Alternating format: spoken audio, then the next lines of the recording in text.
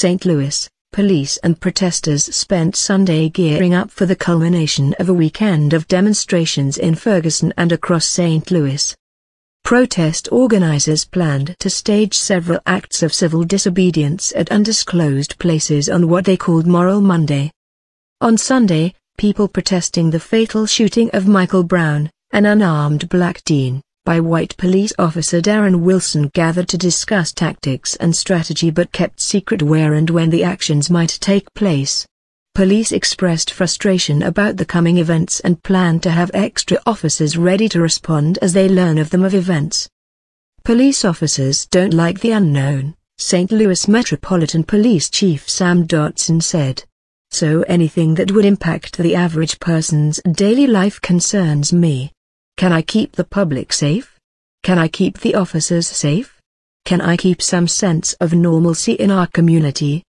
The actions, which protesters have yet to describe, come on the last official day of Ferguson October, a 4-day weekend of marches, rallies and the meetings about social activism. Dotson plans to place extra police officers at St. Louis football and baseball stadiums in an effort to preempt any protests that may happen there. The Rams are playing the San Francisco 49ers at 7:30 p.m. CT at the Edward Jones Dome. The Cardinals, in the National League Championship Series, are in San Francisco and do not play Monday.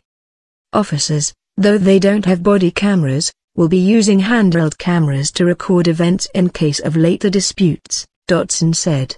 Since Thursday, officers have been working 12-hour days instead of their usual 8-hour shifts. We want to make sure we have people trained to stop business as usual, said Celeste Ferguson, who spent Sunday training protesters. We are saying that until we have justice for Mike Brown, until we have systemic change and the elimination of oppressive systems, we are going to stop business as usual. Folks will no longer be comfortable and maintaining the status quo. Ferguson, 30, of Oakland, was one of dozens of people at Lafayette Park United Methodist Church in St. Louis on Sunday who learned how to stage acts of civil disobedience and deal with being arrested.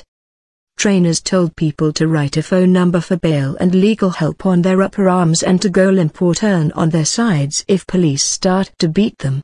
Other advice: live stream events instead of recording them for later, because footage can be deleted. Don't bring anything valuable because it may be lost, and have a buddy to keep an eye on you. The training was meant to keep people safe, to make the goals of the actions clear and to ensure that everyone is on the same page ahead of tomorrow's actions, said Ferguson, a non-violent direct action trainer working with activism trainers Ruckus Society and the Blackout Collective. Even people being trained didn't know what they might be doing Monday. It's important to us not to make our strategy public because we want to make sure people are uncomfortable, and one of the things that makes people the most uncomfortable is the element of surprise, Ferguson said. We don't want to set ourselves up for failure by going to an action and the police are already there. After months of protests, authorities have had time to coordinate their efforts, prepare resources and plan responses for a variety of hypothetical situations, said Rick Eckhard, a spokesman for St. Louis County Police. We will deal with whatever presents itself, Eckhard said. As long as it's a peaceful protest, I don't think there is going to be a problem. Protesters said they, too, want peaceful acts. Chris Holland, 25, came from New York City to be part of the weekend. For him, the most important lessons in Sunday's training was how to control emotions. They talked about having a connection between your heart and your brain, Holland, an actor, said. We are here because of our heart, but it can't be all heart because that leads to too much passion and the making decisions that are very rash.